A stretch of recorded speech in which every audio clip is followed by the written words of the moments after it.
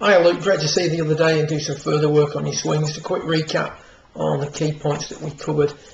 First of all, we looked at it from down the line and the club was still very much underplaying and a very shallow angle of attack.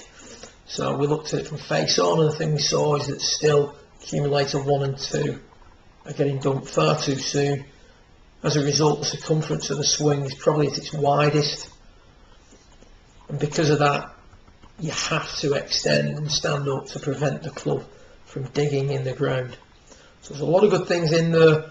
We've also got those couple of things that are upsetting the apple cart. So the first thing we need to do is maintain the radius of the swing better.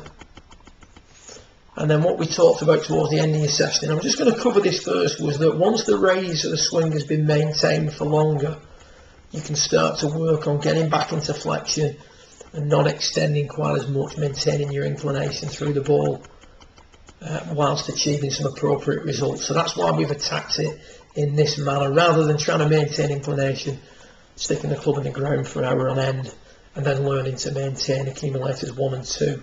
We decided to go about it the opposite way. So yes, we need to work on maintaining inclination, but if we're coming up out the ground a little bit too excessively, we're going to catch a lot of shots clean.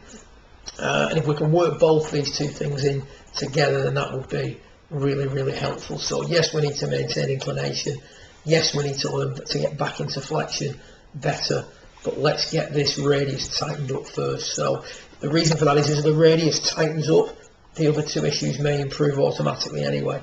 So if we just get you down so that the left arm is running down the right thigh. Now, ideally at this point, we would want to see, if we were working, say, on Mike Bennett as a model or Charlie Weir as a model, what we would see at that point is the shaft will be parallel to the ground.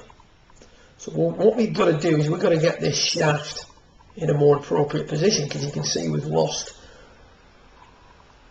a lot of lag at that point. We've got a lot of hinge in the wrist being dumped.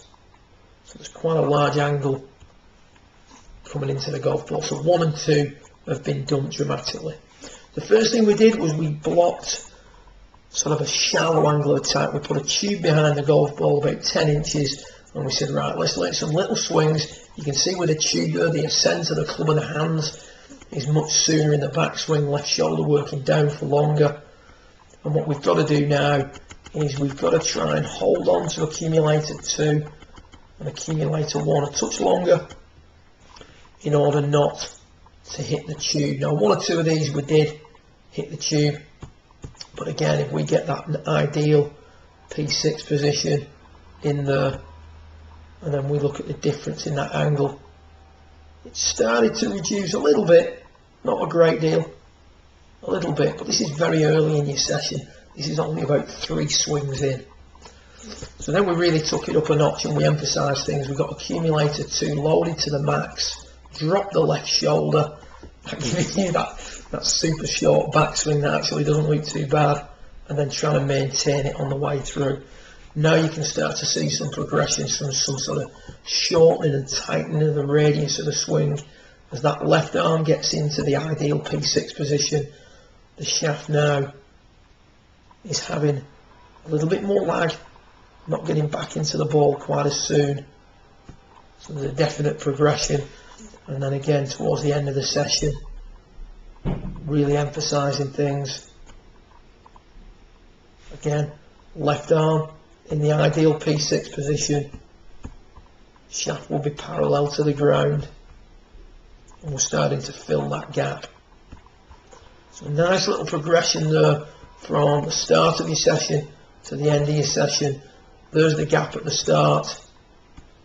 It's a little bit smaller, starting to now get substantially tighter as the session went on. To impact,